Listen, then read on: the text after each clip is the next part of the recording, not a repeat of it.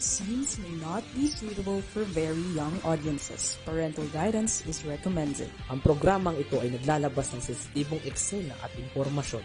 Striktong patnubay at gabay ng magulang ang kailangan.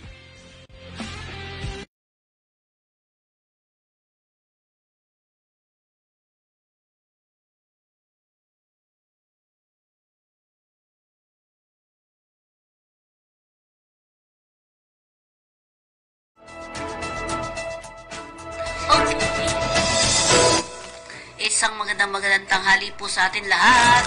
It's Monday morning. May pasok na yung iba. May pasok na. At tingnan muna natin ating kakalsadahan. Oh, ba't naging ganun?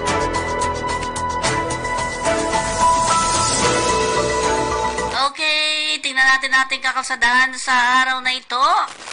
Mukhang maganda naman ang takbo, di ba?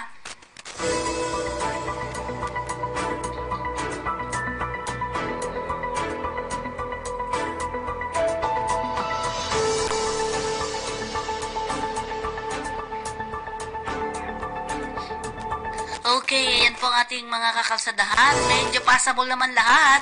Mula sa Balintawak, Mapulang Lupa, Mindanao to, San Fernando, Bukawi, and Mekawayan.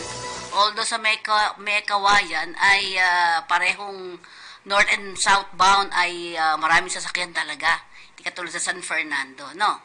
Okay, itong Lunes po, ayan po ang ating kakalsadahan. At syempre sa ating mga balita. Sa ulo ng mga balita, balik eskwela na ang 979 school kansilado. Balik eskwela na. Pero 979 school kansilado pa rin ay sa DepEd. Hospital tube na may HIV tinapon sa dagat, fake news, BFAR. Ayon sa BFAR. Tandaan po natin, pag lumabas na sa katawan natin ang dugo ng isang pusit o isang positive, mamamatay naman po kaagad. 6.352 trillion ngayon 2025 national budget isinumitin na sa Kamara. Gamot sa lepto, tetanus, ipapalibre sa PhilHealth. MRT3, naka-heightened alert sa balik eskwela sa NCR. Website ng DOE, napasok na rin ng hacker. Ilang opisina ng LTO NCR sarado pa rin kay Karina. Bards bumangga sa tulay sa Pasig, isa patay, 3 ang nawawala. Atin mo nang tukuyin ang mga balita o update regarding sa ating calamity. Ang ating ulat.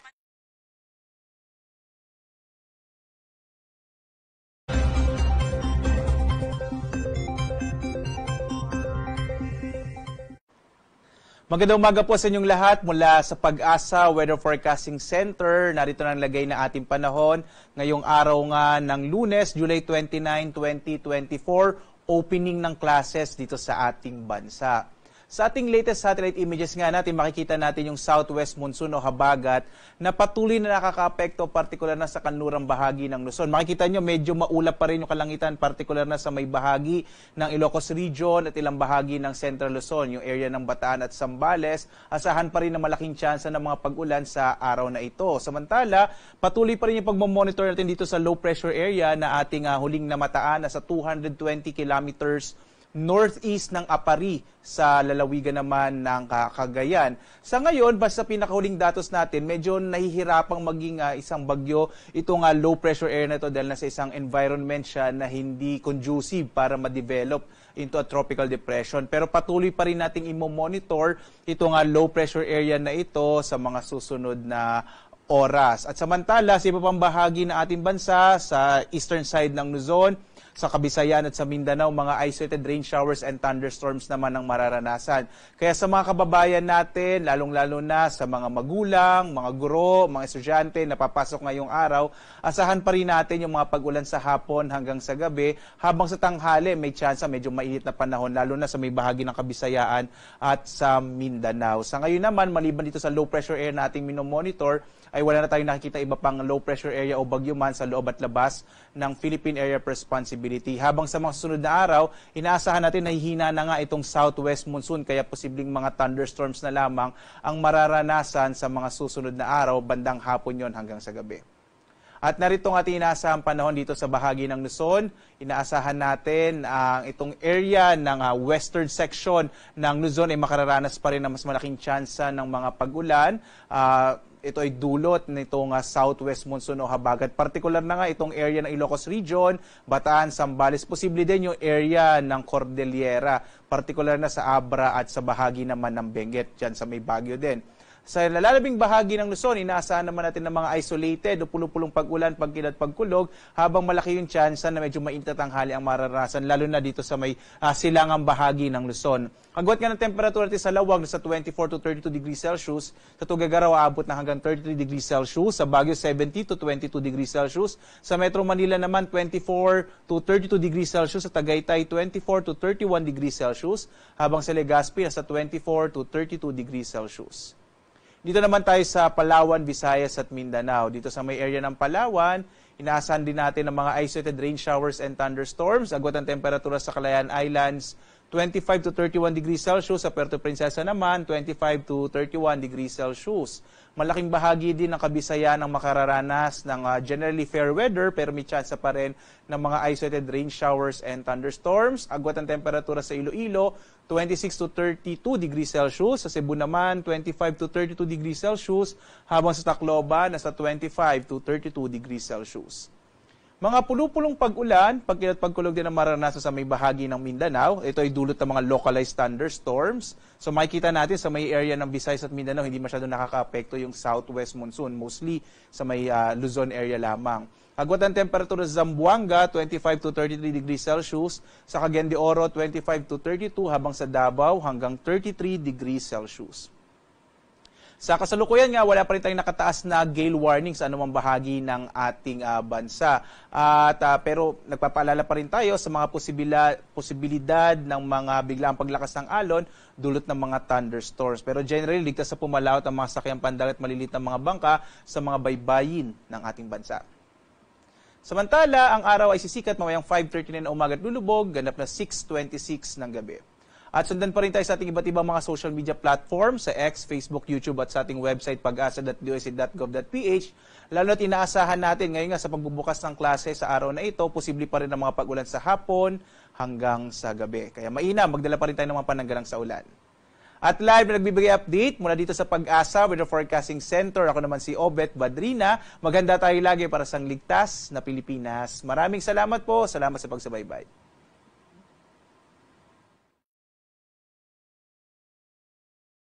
Ating mga balita, umabot sa kabuuang 979 pampublikong paaralan sa bansang hindi muna magbubukas ng klase ngayong Lunes dahil sa epekto ng pananalasa ng bagyong Karina at habagat kamakailan. Ayon kay DepEd Secretary Sani Angara, nagpasya silang ipagpaliban muna ang pasok sa eskwelahan ng mga naturang paaralan upang mabigyan ang mga ito ng sapat na panahon sa paglilinis at maisailalim sa rehabilitasyon.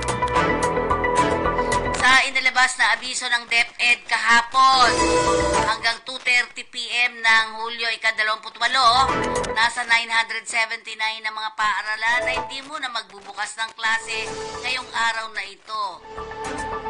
Ito ay pagbaba mula sa 1,063 ng unang naitala ng DepEd hanggang alas 8 ng hapon o ng gabi nitong nakaraang Hulyo 27. Pinakamaraming public schools na hindi muna magbabalik eskwela sa Region 3 na nasa 452. Subalit sa Region 1 na may 231 paaralan ay at National Capital Region na nasa 225. Sa Region 4A may 67 na paaralan na hindi rin muna magbubukas ngayong Lunes, habang 4 sa Region 12. Hindi tinukoy ng DepEd ang petsa kung kailan magbubukas ang klase ng mga naturang paaralan.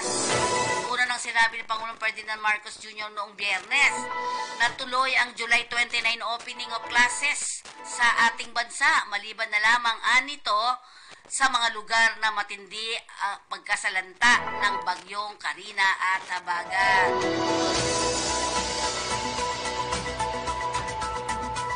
Samantala, isdang nahuli sa dagat, ligtas kainin. Ito ang sinabi ng Bureau of Fisheries and Aquatic Resources o BIFAR na taliwas sa kumakalat na social media na may panganib sa kalusugan ng mga nahuhuling isda matapos umano'y pagtatapon ng mga medical waste. Ayon sa BIFAR, fake news ang lumabas sa social media na dapat na itinatama. Sa dagat nang gagaling ang mga isdang ibinibenta sa palengke at kinakain ng publiko. Kumalat sa social media na itinatapon ang mga medical waste sa dagat, kabilang ang tube na ginagamit sa isang tao na posibleng mayroong human immunodeficiency virus o HIV. Sa isang mensahe na kumalat online, sinabi nito na dahil sa insidente, 372 kataong namatay sa Cagayan de Oro, 24 naman sa Ilagan, 18 naman sa Ginoog at Valencia at 11 naman sa Opol. Ayon sa ating ahensya, the Department of Agriculture, Bureau of Fisheries and Aquatic Resources strongly counters this claim as the information is not true, nakasaad sa pahayag ng ahensya. Apila ng BIFAR sa publiko maging maingat at mapagmasid at i-verifika ang impormasyon bago ikalat sa social media. Ingat-ingat kayo sa mga ganyan, huwag kayo basta-basta maniniwala po. Sinumiti na ngayong araw ng administrasyon ni Pangulong Ferdinand Marcos Jr. Sa Kamara ang 6.352 trilyong pesos panukalang pondo para sa susunod na taon. Ang 2025 National Expenditure Program ay formal nang isinumiti ni Budget Secretary Amina Pangandaman kay Speaker Ferdinand Marcos Romualdez at iba pang mga opisyal ng Kamara. Sa bisperas ng pagsusumiti ng NEF, sinabi ni Romualdez na handa ang Kamara upang tanggapin ito at agad na simulan ang deliberasyon sa komite. Ayon pa kay Romualdez, we will make sure that enough funds will be allocated for social services and for program that will sustain our economic growth. Yan. Very good, Romualdez. Sinabi naman ng leader ng Kamara na masusing pag-aaralan ang panukalang budget at gamitin ang oversight function nito para masiguro naman na ang ginagawang paggastos nito sa mga ahensya ng gobyerno. Ang version na isusumiti umano ng Kamara ayon kay Romualdez ay nakalinya sa mga prioridad at agenda for prosperity ni Pangulong Marcos, kung saan target itong mapaaprobahan bago mag-recess ang sesyon sa October. Isusulong ni Congressman Erwin Tulfo at mga kasama nito niya sa ACT-CIS Party List ngayong linggo na sasagutin ng PhilHealth ang pagpapagamot laban sa leptospirosis at tetano ng mga pasyente na biktima ng kalamidad tulad ng bagyo, baha at sunog.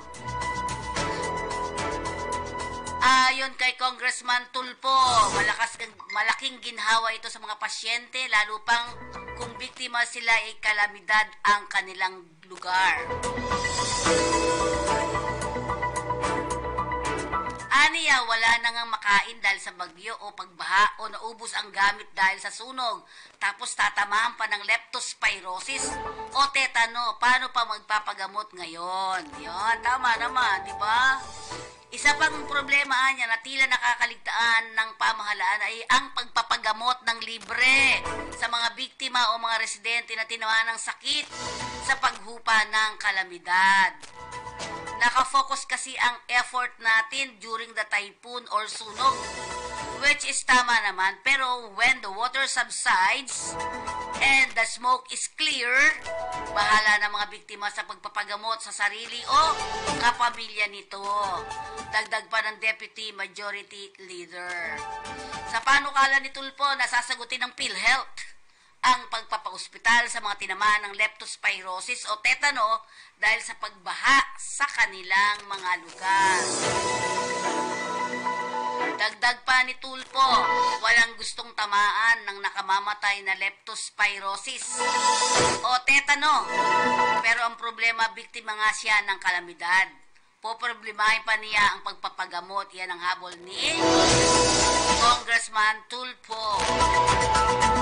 Inanunsyo naman ng DOTR na naka-heightened alert na ang linya ng Metro Rail Transit Line 3 kasunod ng nakatakdang pagbubukas ng klase sa mga pampublikong paaralan sa bansa, partikular na ang National Capital Region. Sa abiso ng DOTR MRT3, ikinasana nila ang Oplan Biyahing Ayos, Balik Eskwela 2024. Sinimulan na umano ang pag-iiral ng heightened alert sa buong linya ng MRT3 nitong Sabado, ika-27 ng Hulyo at magtatagal dito hanggang Agosto 3, Sabado ito. August 3 is Saturday. Ayon sa DOTR, layunin nilang matiyak ang ligtas na pagbabalik eskwela ng mga mag-aaral.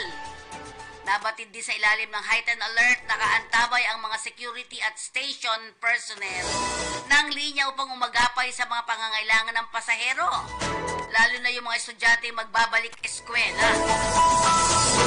Magpapatupad rin umano sila ng regular operating hours kung saan ang unang biyahe ng tren ay 4:30 a.m. mula sa North Avenue Station sa Quezon City at 5:05 a.m. naman mula sa Taft Avenue Station sa Pasay, habang huling biyahe naman ng tren ay 9:30 sa North Avenue Station at 10:09 sa gabi sa Taft Avenue Station naman yan. Nakakatakda rin magbukas ngayong Lunes. Ngayon po yun. Ang klase, gayon man dahil sa epekto ng bagyong Karina at Habagat, nagpasya naman ng DepEd at ang mga local government unit sa ilang lugar na ipagpaliban ang balik eskwela. Sa datos ng DepEd, hanggang alas 8 ng gabi ng Hulyo 27, Sabado po ito, ay aabot na sa 225 public school sa NCR ang hindi muna magbubukas ng kanilang klase ngayong Lunes upang makapaglinis at maisailalim ang rehabilitasyon.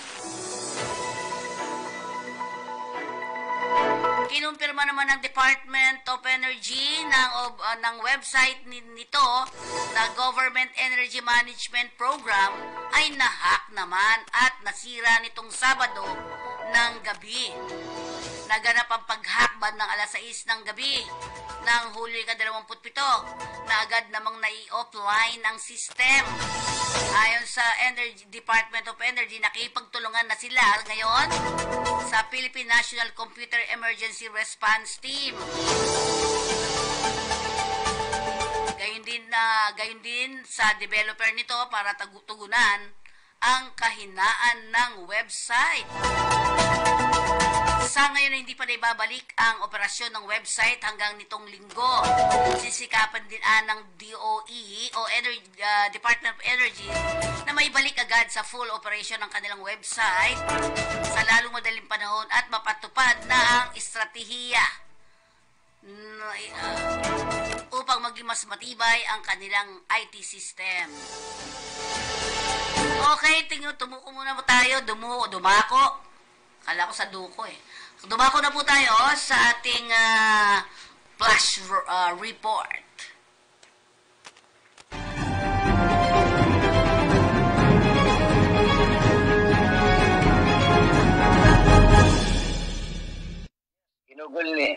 Ginugol ni Mayor Rani Lacuna ang kanyang weekend sa pamamahagi ng mga relief items sa mahigit 1,000 pamilya mula sa Tondo na labis na apektuhan ng panalasa ng bagyong Karina. Si Lacuna kasama si Vice Mayor Yul Selvo nagbigay ng ayuda sa halos 1,000 pamilya sa 2 barangay sa Tondo. Ang mga tulong ay pinagkaloob maliban sa mga naibigay sa evacuation center. Sa kanyang mensahe, sinabi ni Lacuna na natutuwa siya na makita na may ngiti sa mukha ang mga residente naging matatag sa kabila ng kalamidad, na sinalubong na masigabong palakpakan sa sinabi ni Lacuna na parang di naman kayo naaapektuhan na. Alam niyo yan, ang magdadala sa ating mga Pilipino na hindi nawawalan ng pag-asa. Kahit grabe ang nangyari sa atin, itong nakarang linggo, nakangiti pa rin tayo. Bakit? Dahil alam natin meron tayong masasandalan kahit papaano. Alam na natin merong tutulong sa atin ayon kay Lacuna. Napag-alaman ng mga tumanggap na relief assistance ay mahigit sa 400 pamilya mula sa Barangay 180, Zone 16, sa ilalim ni Chairman Oscar Guevara Jr. at 400 pamilya mula sa Barangay 186, Zone 16, sa ilalim naman ni Chairperson Ami Aguirre at halos 250 pamilya mula sa Barangay 177, Zone 16 sa ilalim ni Chairman ADU. Kung natatandaan sa kasagsagan ng malakas na buhos ng ulan, tinusong nila unang baha upang tiyakin na ang lahat ng kailangang ilikas ay madadala na agad sa evacuation center. Sa gabi naman, dinalaw nila una ang mga nailikas na pamilya at binigyan ng kanilang pangunahing pangangailangan. Sinabi din nila una na hindi man ganun karami ang tulong na ibinigay ng lokal na pamahalaan, sapat naman ito pamabigyan ng halos lahat na nasalanta ng kalamidad at nabatid ang kabuuang bilang ng pamilyang naapektuhan umano ng kalamidad ay umabot sa apektadong pamilyang umabot sa 4,384 mula dito sa lungsod ng Maynila. Ito si Katotong Junang Sores nag-uulat sa Balay Tanghalian, Kakampi Online.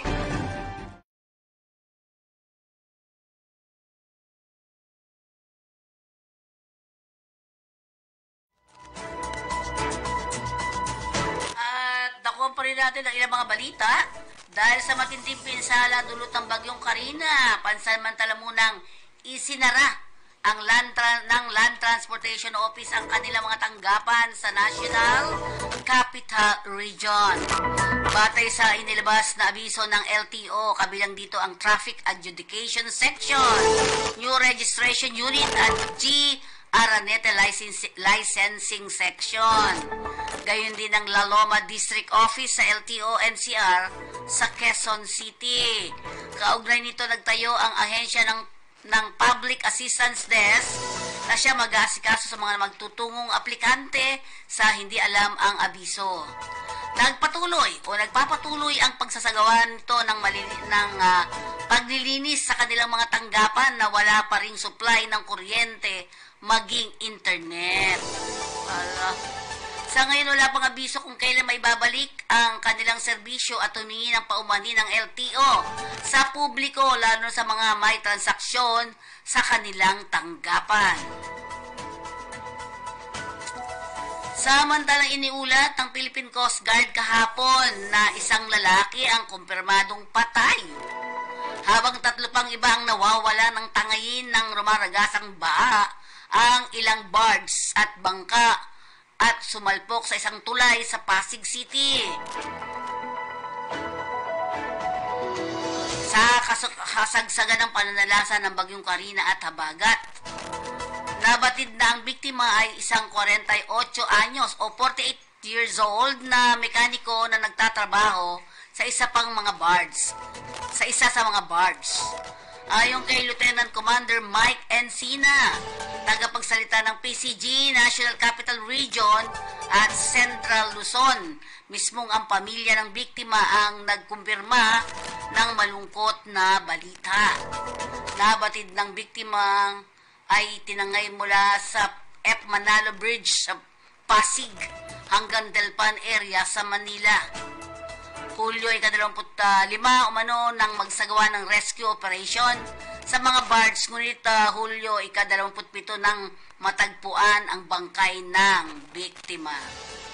Samantala, 3 iba pa ang namanggagawa na kinontrata ng Toyo Construction Company ang nawawala pa at patuloy na pinaghahanap ng mga otoridad. Iyan ang ating mga balita sa araw na ito. Tayo muna ay magpaalala mula sa ating himpilan.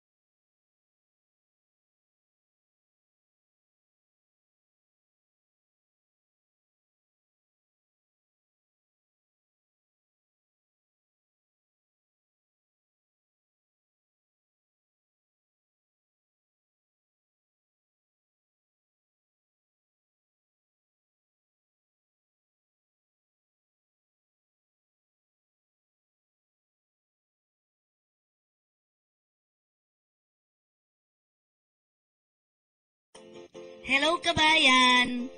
Ako po si Mafe. Mag-a-abroad ka ba? Handa ka na ba? Ito ang mga bilin sa inyo ni Pidos. Isa-isip ang gusto mong makamit sa iyong pagtatrabaho sa ibang bansa. Ito rin ang susi ng iyong tagumpay. Ihanda ang sarili, kabayan, sa trabaho nga harapin sa labas ng bansa. Tandaan mo, kabayan, ang iyong responsibilidad at karapatan. Ito ang gabay mo sa paggampan sa iyong tungkulin. Umangkop ka rin sa batas at kultura ng bansang pupuntahan. Ito ang iyong magiging pansamantalang tirahan. Pangalagaan mo rin ang kalusugan. Kailangan ang malusog na pangangatawan sa trabahong gagampanan. Buksan mo ang isipan sa bagong kaalaman at kasanayan. Ito ay hagdan sa muling tagumpay. Kabayan, makipag-ugnayan sa pamilyang naiwan. Panatilihing buo ang pamilya kahit malayo ka. Mag-ipon dahil ang katuparan ng iyong mga pangarap ay nakasalalay dito. Maghanda at magplano para sa iyong pagbabalik kabayan, ha? May mga ahensya naman ng pamahalaan na makatutulong sa oras ng pangangailangan. Huwag kang mag-atubiling sila ay lapitan. Salamat! Sana may naiintindihan tayo. Hello! Ayan. Ang pangit naman. Okay, ang presyo ng bilihin natin ngayon. Yan lang ba? Wala nang iba? Okay, ang bangus, 160 to 180. Yan, kada kilo. Tilapia, 120 hanggang 140 kada kilo. Ang galunggong, ito, mahal talaga. Naalala ko tuloy yung 30 pesos daw. 220 to 240 kada kilo. Yan, di ba? Bakit wala akong sound? Okay, ito, dito. Tamban, ito talaga nakabili nga ako ng tamban. 60 to 80 kada kilo. Ayan. At syempre ang alimang, may kamakain pa bang alimango ngayon pag ganito main? Okay, ang alimango ay nasa 400 to 600 kada kilo. Sa market po yan. Syempre pagdating mo sa supermarket, iba na presyo din yan. Ano pa iba? Meron pa? Ang bigas. Meron bang bigas na 20 pesos? Wala siguro. Kalahati meron, 25. Diba? Ayan ang ating mga presyo ng bilihin ngayon. Okay, trabaho patrol, job opening. Yan, nako, ito bago to. 40 factory workers, machine operators. Job opening po ito sa Taiwan. Okay, next natin, qualification standard, 2 years college level. Years vocational graduate and above in advance. Manpower pooling muna po, ha. Apply, yan po. Yung kanilang scan QR code. Para ko nakautal. EQ. Scan QR code, ayan po, at doon kayo makapag-register. iQuest and ASIC Management are reminding applicants that registration for interview is free of charge. Libre po lahat ito, ha. Payment, whether in cash or in money or remittances or bayad center, is authorized by management. iQuest for ASIC interview is absolutely zero cost. Zero cost. Ang Perido ay nangangailangan naman ng oro or Jarna. Ayan. Slovenia. Ano ba mga kailangan? Ayan. CNC machine operator, kailangan po nila ng 10 sa Slovenia. Male, college graduate, mechanical engineering, or high school graduate must have vocational courses, at least 2 years experience as CNC machine operator for metal part manufacturing company. Knowledge in CAD/CAM. Application can read 2D drawings. Minimum height of 160 cm to 170 cm with driver's license A, A1, B, B1, and B2. Good in English communication. Ayan, pwede nyo matagpuan po ang for other position drop box provided for your application. Otherwise, please send your updated resume to peridopor slovenia@gmail.com with email subject. Ayan. Position. At ito po yung matatagpuan sa Unit A and B, 1845 Dian Street, corner Boyle Street, Palanan, Makati City. Ayan ang mga telephone number. Okay, next. Yan. Ang CF Sharp Crew Management Incorporated ay yan. Matatagpuan niyo po ito sa kanilang opisina sa Manila Office, Building 209, Casa Roca, General Luna Street, Intramuros. Yan po ang CF Sharp Recruitment. Steward Ordinary Seaman. Yan. Yan po mga kailangan nila. Must have cable ship experience, ha? Next, ayan. Frenzol, opportunities abroad, New Zealand. Yan. They are looking for,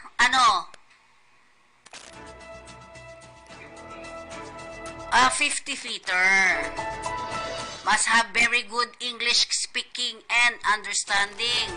Must have a 3+ years verifiable overseas experience on commercial project. Must be able to install and fabricate all types of pipes. Copper brazing, crimping experience. Must have medical gas experience. Pipe welding experience would be a huge bonus. Wow, bonus. Gusto ko yung bonus lang. Must be able to read and understand detailed plans.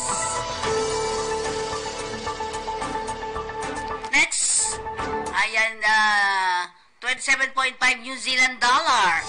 Aba, 27 New Zealand dollar. Send your CV to kay z@renzol.com, almera@renzol.com, Justine@renzol.com, Simon@renzol.com. iQuest, ayun sinasabi natin yan, machine operator po yan. Okay, may pinasa pa ako sa'yo. Yan, mamaya. Hope Insight Eye Care Program every Monday po, 9 a.m. to 12 noon sa session hall po ng 3rd floor, Cabuyao City Hall. Free eye check-up, free cataract screening, free referral and assistance for laser cataract operation and other eye disease. Yan po yung handog sa atin ni Atty. Leif Openia, ang Vice Mayor ng Cabuyao City. Wala pang budget yan, ha? So, dyan po ang kabuuan ng ating programa dito po sa ating Balitang Halian. Thank you very much po. Paalam po.